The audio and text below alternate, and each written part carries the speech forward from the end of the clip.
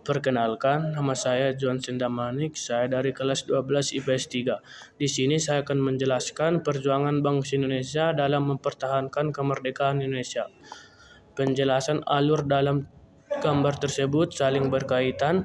Rangkaian perjuangan diplomasi dan militer yang dilakukan oleh Indonesia untuk mempertahankan kemerdekaan dari upaya kolonialisasi ulang oleh Belanda. Berikut hubungan antara peristiwa tersebut. Yang pertama ada perundingan Linggarjati, menjadi langkah awal diplomasi Indonesia untuk mendapatkan pengakuan wilayah. Namun hasil perundingan ini tidak memuaskan kedua belah pihak, sehingga memicu agresi militer Belanda I, di mana Belanda mencoba merebut wilayah Indonesia. Yang kedua, setelah agresi militer Belanda I, diadakan perundingan Renville yang dimediasi oleh Komisi Tiga Negara atau KTN. Namun hasil perundingan ini justru merugikan Indonesia karena wilayah kekuasaannya semakin berkurang, yang kemudian menjadi pemicu agresi militer Belanda II.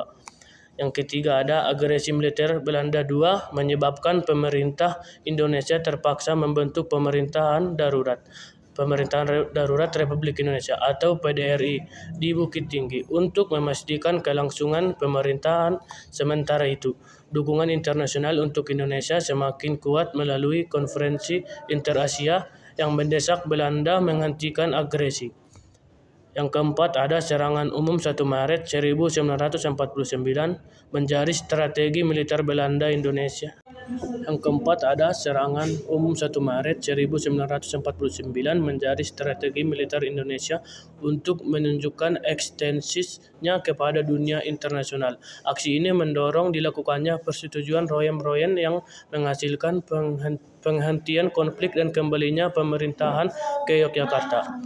Jadi yang kelima, dengan mediasi dari Komisi Tiga Negara yang kemudian menjadi kunci atau Indonesia dan Belanda melanjutkan pembicaraan di konferensi meja bundar.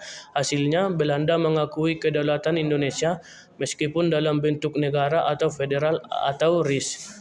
6. Akhirnya sistem Republik Indonesia Serikat atau RIS tidak bertahan lama karena keinginan rakyat Indonesia untuk kembali ke sistem negara kesatuan, sehingga terbentuklah Negara Kesatuan Republik Indonesia atau NKRI pada tahun 1950.